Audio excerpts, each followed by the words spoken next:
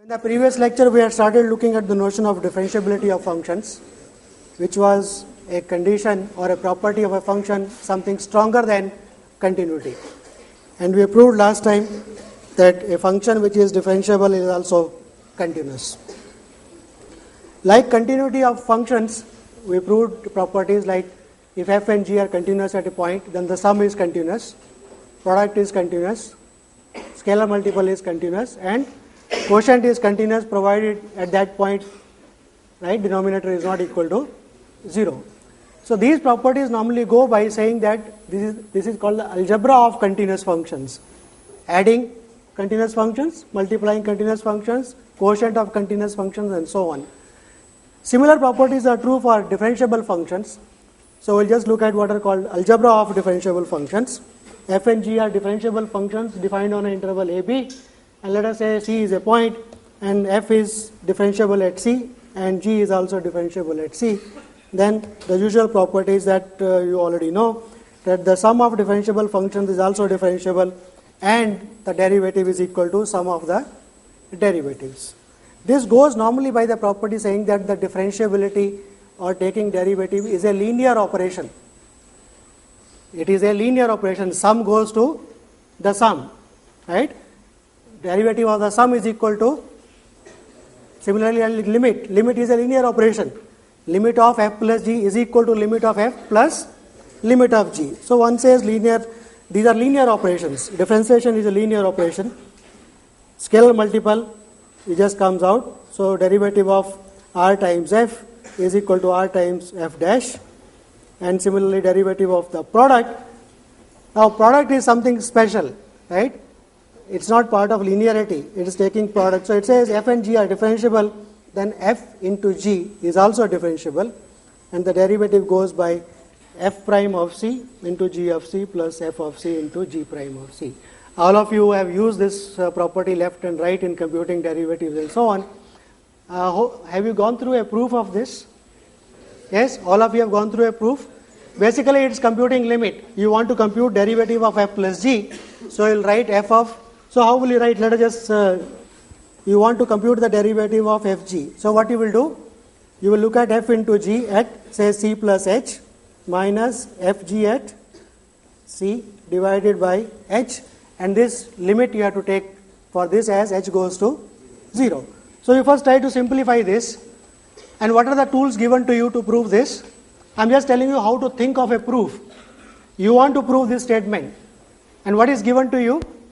You are given that if you look at limit of f of c plus h, so let us write f of c plus h minus f of c divided by h. This has a limit which is f prime of c. Similar property holds for g. So those are the two tools you have to use to show that this converges to something, and that something is equal to f prime of c into g of c plus f into c into g prime of c. So if you have to use this, it's like your force. This condition, this has to be used somehow or the other. So in this expression, you have to bring in this quantity somehow, right? The only way is you have to add and subtract some term, right? Do you recall the proof now? So add and subtract. So let us write this as f g c plus h minus say f of c into g of c plus h. Okay. Say let us write add f of c. So the same thing you have to add g of c plus h minus that term f g of c whole thing divided by h. Right? Why I have done that? Because the first term is f of c plus h into g of c plus h. And the first two terms g of c plus h will come out common. So this will be equal to g of c plus h. Inside you will have f of c plus h minus f of c divided by h plus similarly the second term. Okay. Now in this, you know this limit is equal to f prime of c as h goes to 0. What is the limit of g of c plus h? Why? Why? Even if h goes to 0, why should it go to g of c? Yes, so you have to use the theorem now. Because g is given to be differentiable at c, hence it is also continuous at c, and hence limit of g plus h is equal to g of C. Similarly, the other term. So that will give you the required quantity, that this is f prime of C into g of C plus f of C into g prime of C. So that will be the result for the derivative. So you don't have to remember the proof as such. That's what why I am doing this proof is not because you have not gone through this, but more so because I want to tell you how to think about a proof. This is something given to you. This is a tool. Two equations are given to you, and this you have to prove. You have to analyze this limit, right? So how will you analyze this limit? Only way is you have to bring in that quantity somehow or the other. I'll give you a similar something which I like to give to students. You have got an onion, and you want to break the onion while eating food. You want to eat onion with your food. If you are given a knife, you will cut it. But if you are not given a knife, then what you will do? You have to use some other tool, and you want to eat. So probably you will keep it and break it with your hand. That is the only tool available to you. So whatever tool is available at that moment, what is given to you, you have to use that only. You have to justify that. You can go ahead, you can utilize it by whatever tool is given to you. Right? That is called logical deductions. What is given, what is to be proved. So this is to be proved, and this is given. Like in geometry, you had theorems in geometry in your school. Given, prove these triangles are congruent. Right? We make a construction. So here is the construction, add and subtract a term. Right? You do that, add and subtract a term, and use that tool to conclude your thing. So that is logical thinking of making a proof. Okay? So let us go ahead and similarly write for the quotient. F over g is differentiable, and the derivative is given by the quotient rule. Most of you remember by heart anyway, right? But just don't remember the proof. Try to prove it without remembering what it is equal to. Look at f over g, right? F over g, you can use the product formula f into g. F over g is f into 1 by g. So you have to prove only for 1 over g. So that is first simplification that you make. So prove the theorem for 1 over g. What is the derivative of 1 over g? So 1 over g plus h minus 1 over g of c. Somehow you have to make use of g of c plus h minus g of c divided by h. Limit goes to g prime. And you have to justify why, where is this condition going to be used? Is it required? G of c not equal to 0. Where you will be using that condition? Of course, you will be writing, when you want to write 1 over g, you will be writing 1 over of g at c plus h minus 1 over g of c. G of c is given to be non-zero, but you are not given that 1 over of g of c plus h is defined. That means g at c plus h is also not 0 for h sufficiently small. You have to ensure that. How do you ensure? What is the reason for that? You are only given g of c is not 0. Precisely, g of c is not equal to 0. G is continuous at c. That means in a neighborhood of c, g of x should not be 0.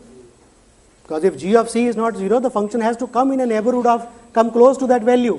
That means in a neighborhood of the point c, g of x will not be equal to 0. So for h sufficiently small, g of c plus h will not be 0, and hence 1 over g of c plus h is defined. And you can take the limits. All this goes into the writing a proof. When you want to write the proof, it is not just writing 1 over g c plus h minus that computation equal to derivative equal to this. You have to give all these justifications. Right? Why is this thing defined? Now this quotient is defined, hence I analyze the limit by taking a numerator denominator and simplifying, and then using the fact that g is differentiable. All this has to be written in a proof if you want to write a proper proof. And this is the time to understand what is a proper proof. Right? Because you have to write in your exams.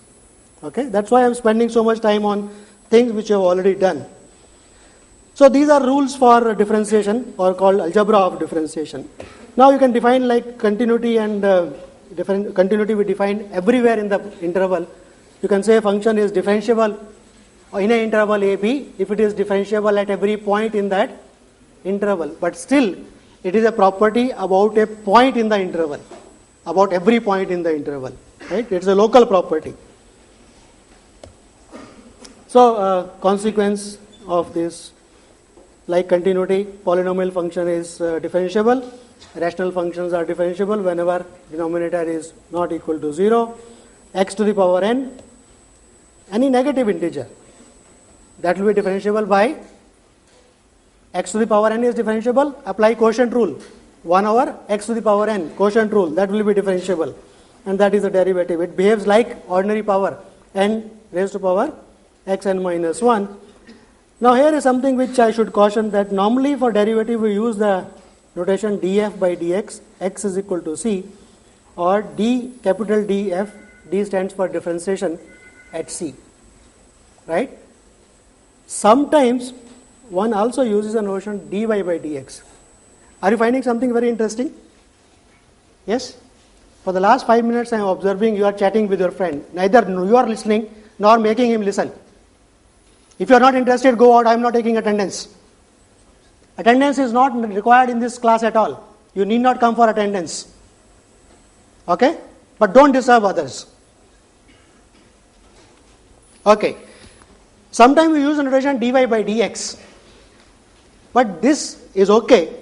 Okay, normally one write y equal to f of x and write dy by dx, but this is slightly misleading notation, because same x is used as a variable, right, with respect to which you are differentiating, and also used at a point where you are differentiating. So sometimes that can be confusing. So try to avoid that notation as much as possible. Write df by dx or f prime or other things. How do you define differentiability at the endpoints? Only one way increment is possible. So at the left end point it will be right hand derivative. At the right end point it will be left hand derivative, taking limits left or right. Okay. So I just written that. So sometimes we will say that f is differentiable in a closed interval AB. What will that mean?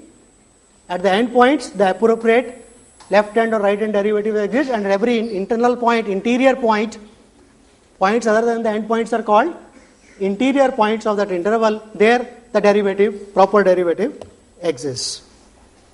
Let us make some observation which you have already done many times. Differentiability implies continuity, but continuity need not imply differentiability. It is a strictly stronger condition. Now let us come to something which I already stressed, non-differentiability of a function. What does that mean? Right? So saying a function is not differentiable, first case obviously is the function is not continuous, because differentiability implies continuity. If it is not continuous, obviously it is not differentiable. Then geometrically there is a break in the graph of the function. Problem is over. The second possibility is that at the point x is equal to c, function is continuous, but it is not differentiable. That means what? That means that limit, right, will not exist. And limit not existing can happen in many ways, right? First possibility, the left hand limit exists, the right hand limit exists, but they are not equal. That means the left hand derivative exists, the right hand derivative exists, but the two are not equal. So what does it mean? What kind of a graph that function will be? Right? That means there is a corner, function will look like this. At that point, function should behave something like this. Right? On this side you can think of a derivative, on this side you can think of a derivative, on the right and left derivative exists, but at that point the two are not same. So graph will look like this. So you see how analytic properties are giving you geometric information about the function now.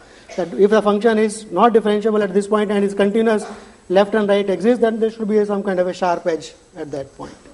Another possibility that we have seen in the function discussed last time, derivative, the limit could be equal to plus infinity or minus infinity. Function is continuous, but when you analyze the limit f of x minus f of c divided by x minus c, that limit is equal to plus infinity or minus infinity. That means surely vertical line is going to be tangent at that point. So then we say that the function has a vertical tangent at that point, and the picture will look like this. So geometric interpretation of the derivative, that all of you have gone through many times. That's how we started with also saying that you wanted to define what is called tangent at a point to the graph of the function. So geometrically this derivative gives you slope of the tangent at that point, wherever the derivative is being considered. So once you have the slope, once you have the point, you can write down the tangent equation, equation of the tangent line. So that is called equation of the tangent line, y equal to mx plus c, that form, right? So that is the equation of the tangent line, and whenever the derivative is not equal to 0, you can write a line perpendicular to it and call that as your normal line. So that is how, yes? That is how tangent and normal is defined, not normal and tangent. Okay, good. And if it is equal to 0, then we have already seen we define the normal to be the vertical one. If it is infinity, then we define it to be. Other possibilities of derivative, interpretation, derivative as a rate of change. What is derivative? F of x minus f of c divided by x minus c. How much the change in comes in the value of the function, fx minus f of c, if a change of x minus c is coming in the function. Right? So you can think it as a ratio, rate of change of the function, average rate of change of the function, and the limit will give you rate of change of the function at that point. Okay? So that is rate of change. And in physics, it is useful. So this rate of change gives you interpretation for if a function is moving, right, linearly, then rate of change you can define the same, right, uniform. But otherwise, in general, the f prime of t will give you what is called the velocity of the function at that. What is very variable? Then it is taken as time. Distance, f of t is the distance traveled by the body in time t. So f prime of t gives you velocity, and then when we do second derivative, you know it gives you acceleration and so on. Let us try to look at derivative in a slightly different way. And this is where this probably you have not done. So let us look at a function f defined on an interval a, b, and c is a point in between. Let us take a number delta so that c minus delta to c plus delta is inside the interval a, b. Right? Because c is an interior point, it is an open interval. So I can take an open interval around the point c, which will be inside the interval a, b. That means function will be defined at all points inside the interval c minus delta to c plus delta. Now let me look at this difference. Define a function called epsilon h. It is f of c plus h minus f of c divided by h minus f prime of c if h is bigger than 0. H is not equal to 0. And it is equal to 0 for h equal to 0. Then look at this. What does this signify analytically? What is f prime? That is the slope of the tangent at that point. What is this ratio? That is the slope of the secant at a point nearby. So what does the difference indicate? This is the error you are making in measuring the slope of tangent at that point. This is the slope of the secant, right, at a nearby point. This is the slope of the tangent, right, and when h is 0, you are at that point, so let us put it equal to 0. So this, let us define this function epsilon h is a function dependent on h. For h not equal to 0, it is an error you are making in measuring the slope. It is 0 if it is. Now look at, supposing the function, we have already assumed f is differentiable, f prime exists. What happens to this error as h goes to 0? Obviously it goes to 0 because this term goes to derivative. Derivative minus derivative is equal to 0. So this error goes to 0. But now look, I can also write the first one when h is not equal to 0, f of c plus h minus f of c is equal to epsilon h plus f prime of c multiplied by h. That gives me f of c plus h is equal to f of c plus h times epsilon h plus alpha, where this derivative is denoted by alpha. So I have just rewritten this equation. From this equation I have computed what is f of c plus h. Okay, f of c plus h will be equal to epsilon h plus f prime of c, that I have called as alpha, multiply by h and take f of c on the other side. So you get this equation. What does it give you? It gives you that if a function is differentiable, then you can compute f of c plus h at a point nearby. You can compute f of c plus h at a point near c, c plus h. It is same as the value of the function at the point f of c plus some h, how much you are away from the point c, into some error. right? This is the error you will be making in going slightly away from the point, okay? And this is very useful in finding approximate values of functions. For example, square root of 2, right? You know square root of, say square root of 4 is 2, but you want to find square root of 4.5. You want to find an approximate value for that. So you can take f of c plus h, right? The function is square root. At a nearby point, you can approximate, find the value. That's how log tables are made, by finding approximate values, right? Tables are created by using these things. So what we have shown is, if a function is differentiable at a point c, derivative is f prime of c, then two things happen.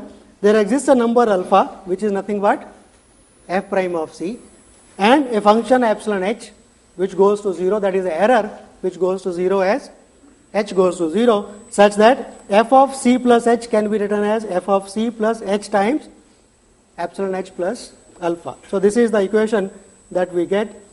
There is a alpha and there is a h, epsilon h, so that this equation holds.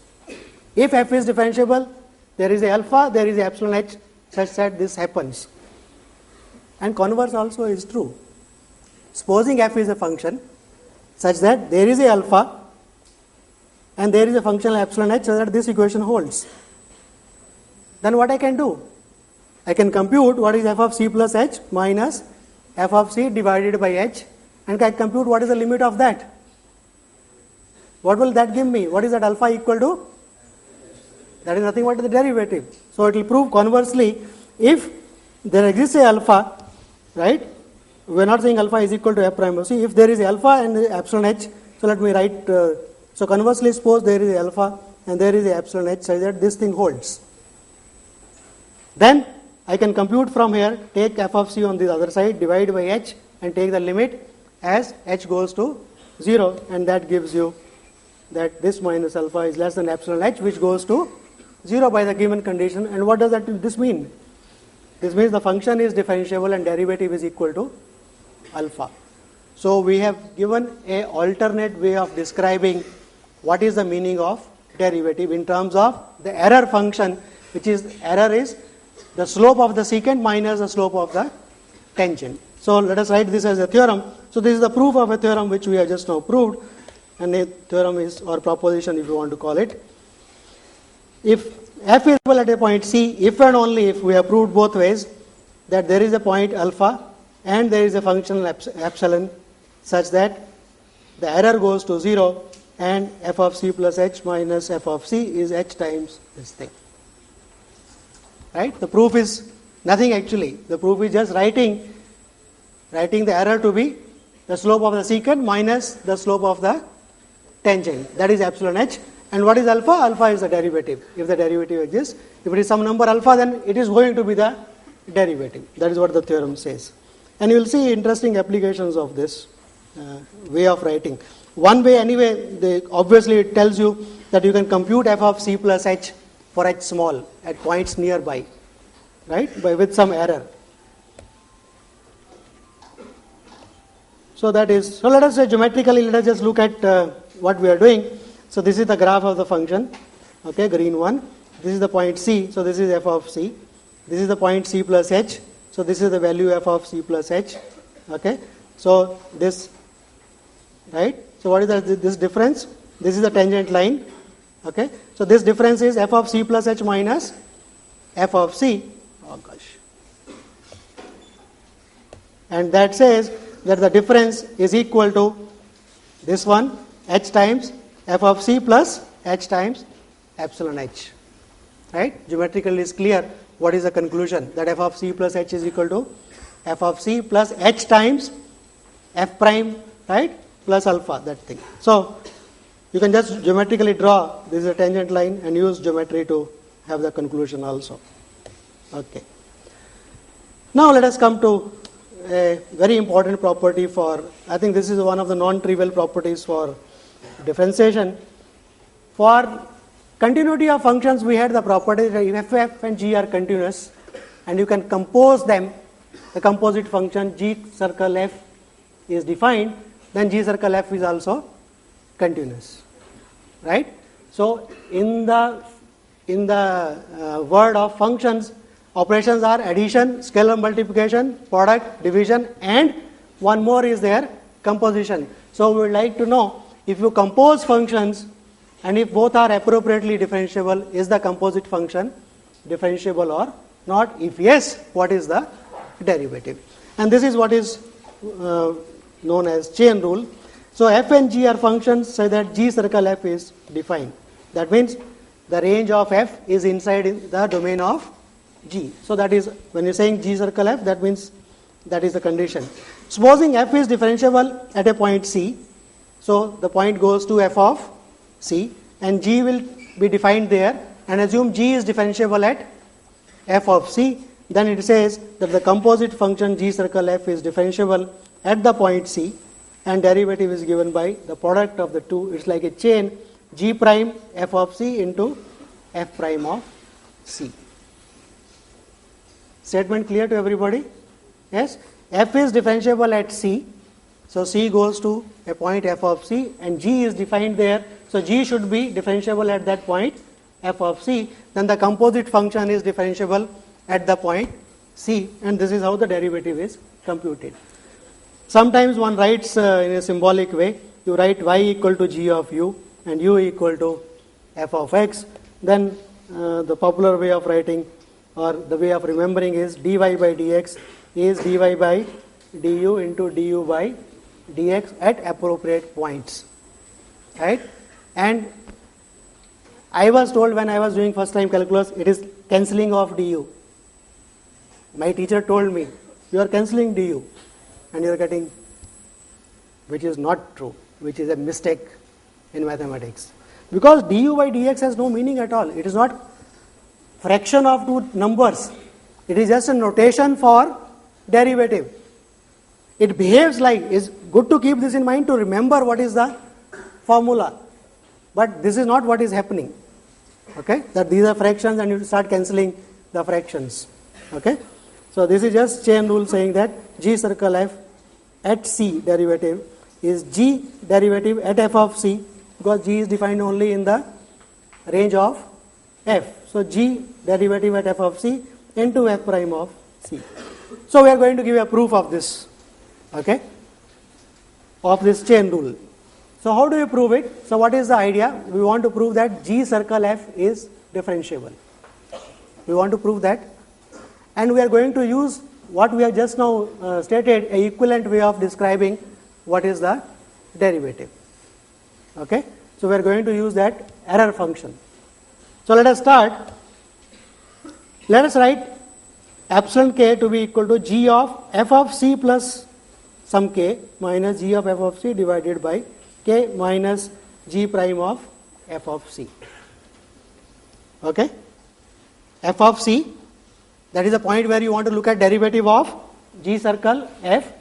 So we will go slightly nearby.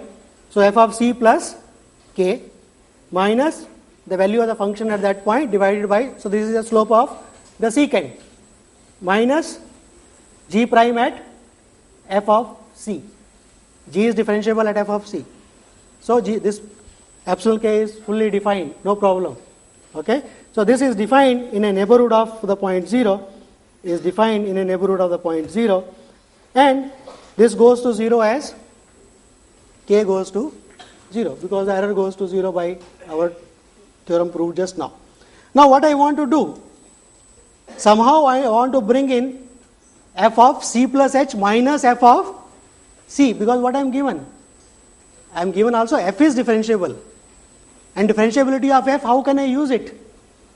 Only way possibility is I should write f of C plus h minus f of C, then only I can use it. Here I don't know how to make that change here, f of C plus k. So we make a small substitution, we write this f of C plus k, okay. So anyway, this I can write it in this way, right, opening out when k is not 0, so write G of f of C plus k, f of C plus k, right, writing the first equation. Now I make a substitution, put k equal to f of C plus h minus f of C. This is k is an increment in G circle f, right, in G circle f. So let us say that increment k, I can write it as f of C plus h minus f of c. That is the only way I can bring it in. So we are making a substitution. We are calling k equal to f of c plus h minus f of c for h not equal to 0. Now note that k will depend on h. Now k will depend upon h. And put this value back in this equation. Right? K is equal to f of c plus h minus f of c. So when you put it here, what you will get? F of c plus f of c plus h minus f of c. First term will cancel out, so it will be g of f of c plus h minus g of f of c. So you already see derivative of g coming into picture. So when you make that substitution, we get that g circle f of c plus h minus g of f of c, that is the left hand side, is equal to, in the right hand side k was coming. So put that value of k times, so k is f of c plus h minus f of c into epsilon k. So epsilon of k is equal to that plus g prime of, I have just made substitution in that error term k equal to f of c plus h minus f of c, done nothing else. Okay, so it comes out to be equal to this. Now what I want to find the derivative of g circle f, I have to divide by h and take the limit. So finish, I do that. So divide by h and take the limit. So what, f of c plus h minus f of c divided by h, this term as it is. So what is the limit of the first one? That is f dash of c. Okay, but note also that as h goes to 0, f of c plus h minus f of c goes to 0 because f is differentiable and hence continuous. So as h goes to 0, k also goes to 0 because this was called k. K was equal to f of c plus h minus f of c. So as h goes to 0, k also goes to 0. So what is this limit equal to? So can I say something about this now? Epsilon. So epsilon of k inside now, and k is going to 0. So this term goes to 0. So what is left is g prime of f of c. So f prime of c, g prime of f of c, product of that is your chain rule. So there is very straightforward and simple, for provided you use that error notation. Because you want to define derivative, you have to look at the function at a nearby point minus the function at that point. That increment has to be analyzed. I am forced, there is no other way out. So calculate that increment in terms of the individual functions, increments of the individual functions. And that error method, right, writing is as an error, gives you that increment precisely. F of c plus h minus f of c is equal to, right, h times something. So using that theorem, we get the derivative is equal to this. So this is what is called proof of chain rule.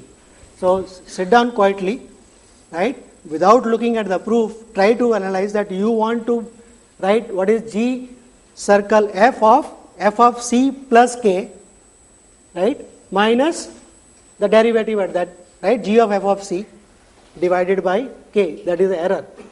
How will you represent in terms of the increment of the original function? That's all. Once you are able to write, and that will force you to put that k is equal to f of c plus h minus f of c. That is the only way you can bring it in. Okay? In a very natural way the proof goes. That is the beauty of mathematics. Once you understand logically how to make deductions, things are simpler. If you try to mug up this proof of chain rule, I am sure you will have a hard time in mugging up this proof. So don't do that ever. Computation of applications of chain rule, I think I shouldn't be spending much time on it. We have been doing it left and right. So let us look at one simple example, sine of x4 plus sine 4x. You can write as a composite of g circle h and h circle g, where g is sine and h is x to the power 4, and apply now your chain rule to find out the derivative. So I'm just skipping through because this all of you know. Now let me, this also probably you don't do it, differentiation of rational powers. So we have already done derivative of x to the power minus 30. Just now we did x to the power minus n. So it is 1 over x to the power 30. And I said by quotient rule you can do it. But now supposing you have x to the power 28 by 57 or minus 28 by 57. What is the derivative? Normally we are told you treat as if it is an integer, right? Bring it out, power minus 1, apply that formula. How does that come, that the formula comes? It comes from chain rule. So I am going to show you how that formula comes from chain rule. It is simple application of chain rule.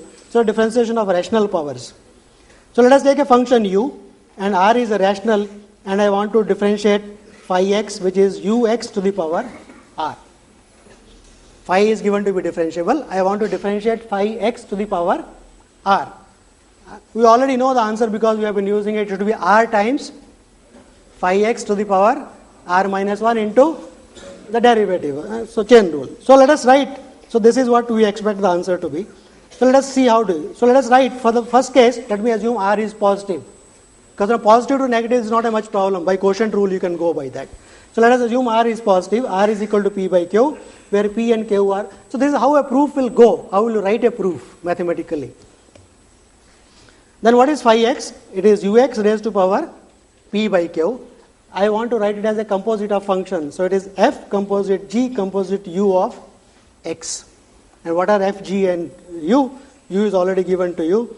So f of y is equal to y raised to power 1 over q, and y is equal to g of u, and g of u is u raised to power p. That is how you will get p by q. So it is a composite of that. Once you have appropriately written the composite functions, apply chain rule. So this is a derivative of phi. So df by dy, y is a function of g, so dg by du into du by dx. Now put the values of all of them in terms of, everything should be, answer should be in terms of u. So compute these derivatives in terms of u and put the values. So let us put df by dy, this is y, so 1 over q, the power 1 over q minus 1, because 1 over integer that we have already done. Okay, dg by dx, so that is u to the power p, so p u p minus 1 into du by dx, chain rule. Now put the values, okay, p by q, put the value of, right, so this is u to the power that, and simplify, and that comes out to be, right, put the value of everything in terms of u. Simple chain rule, nothing else. So that gives you a belief that what you have been doing, treating rationals as integers, is justified. Right? Ux to the power r, it is same as r comes down into function to the power minus 1 into derivative. Okay? So du by dx. But it is a chain rule. Another application of chain rule, what is called parametric differentiation. From where does parametric things come? So let us consider, is a very physical problem. Consider a particle moving in a plane. How will you describe the position of a particle in a plane? You should describe what is the x coordinate, what is the y coordinate at some time t, at time t, right? So let us say that the trajectory that the particle is traveling in the plane is actually the graph of a function. Always it may not be so. A trajectory in the plane may not be the graph of a function. That's why a proper definition of a function comes into picture. For example, if you look at the graph to be unit circle, right, that is not the graph of a function. Actually it is the graph of two functions joined together, the upper part and the lower part. These are two different functions and they are put together. So let's write that. So they are depend on a variable t. So x is depending on x of t, y is dependent on also t, t belonging to rs.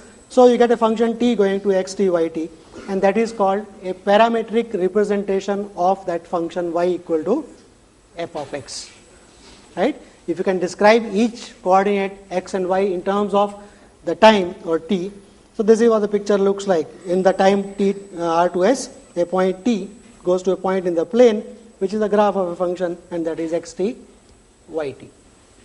Clear to everybody? So if the function is y equal to f of x, x is a function of t, then I can treat y as a function of t. So what is y of t? F of x of t. F x t. F is a function of x, x is a function of t. Chain rule comes, so I can compute both sides derivative with respect to y. So dy by dt is by chain rule dy by dx. I am writing what I should not be writing. I said it's not a very good notation, but to understand it's okay. Dy by dx into dx by dt. But what you want? You want dy by dx. Right? Y is a function of x. So we want dy by dx. So when is that possible? I should be able to divide. That means dx by dt should not be derivative of x with respect to t should not be 0, then I can write dy by dx is equal to this. So if x is a function of t, y is a function of t, and dx by dt is not 0, then the parametric differentiation says dy by dx is equal to this ratio dy by dt divided by dx by dt at that point t equal to whatever it is. Right? So this is called parametric differentiation. I think probably examples, is it okay if I just rush through example, because most of you know how to compute things. Okay? So xt is this, yt is this, so dx by dt I can compute, dy by dt I can compute, and dx by dt is equal to 2 square root t, and t is bigger than 0, so derivative is not equal to 0, so I can write what is dy by dx in terms of t, and that is the value. Actually, in this case, that is what your JEE trick will say. Don't do it this way. Try to eliminate t and write y as a function of x. That is a quicker way of doing it. But sometimes that may not be possible. Here it is possible that you can write y as a function of x. You can eliminate t from xt and yt, but it may not be always possible to do that. That's why parametric differentiation is important. In general, so as a caution, it may not be possible to write y as a function of x from a parametric equation. Be careful. Because a curve may not be the graph of a function. That is the reason. Okay? Let's look at another application of chain rule, which is called the derivative of the inverse function. Remember, we proved that if f is a 1-1, we didn't prove it. I said we'll assume that theorem. If f is a 1-to-1 continuous function, then on the range inverse function exists, and that is also continuous. Same property is true for differentiability. Supposing the function is 1-1 and differentiable, then the inverse function is also differentiable.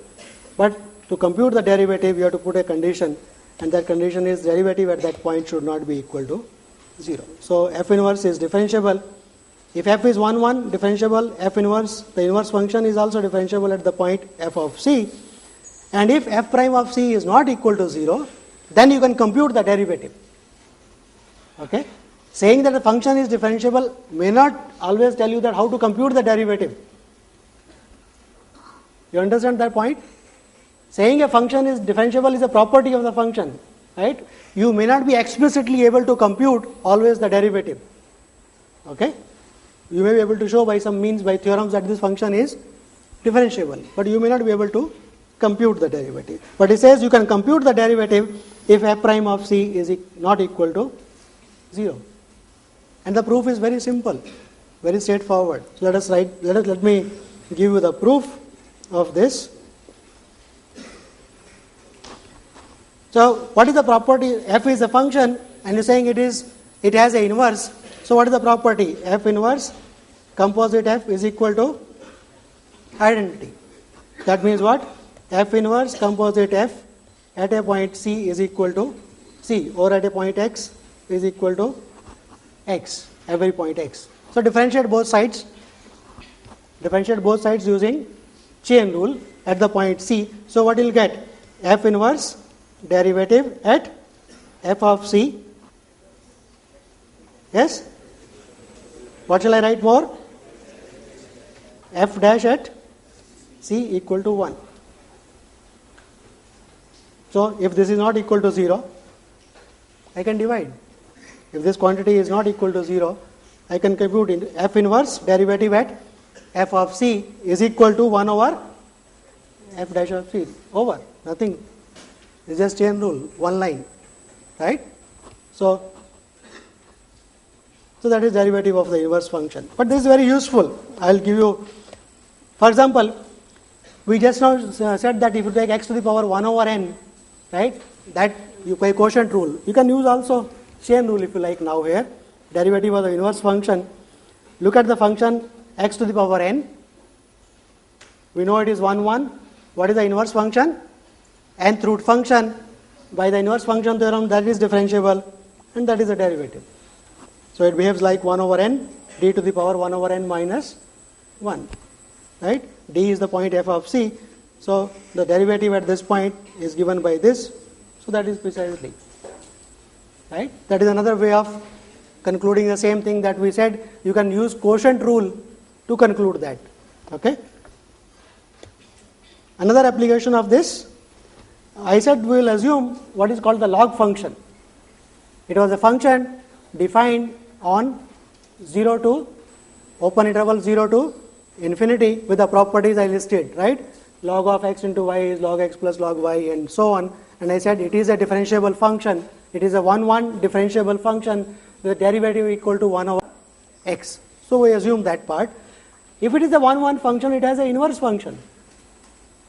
And inverse function is from the whole real line to 0 to infinity, from the range to the domain of log.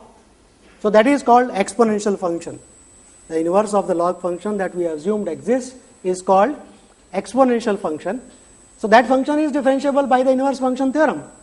Exponential function is differentiable. And what is the derivative of that? So this is exponential function. Exponential is a function from r to 0 to infinity. Let us compute its derivative using just now the theorem. So what will be the derivative of this? 1 over the derivative of the log function, right? So since log x has derivative 1 over x, so for all x bigger than, something is missing.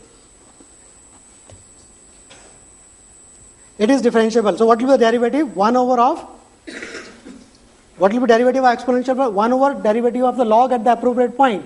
So what is derivative of log? So if you call y equal to exponential x, so what will be derivative of exponential x? 1 over log y derivative. But what is derivative of log y? 1 over y. So 1 over y comes up. So derivative of exponential x is equal to y. But what is y? Exponential x. So what do you get? The derivative of exponential function is itself by using inverse function. Is it clear to everybody, or am I very fast? I am using the inverse function theorem to compute the derivative of exponential x, call y equal to exponential x. So what is the derivative of exponential x? 1 over derivative of log at that appropriate point, and log at the point y. Exponential x we have called as y.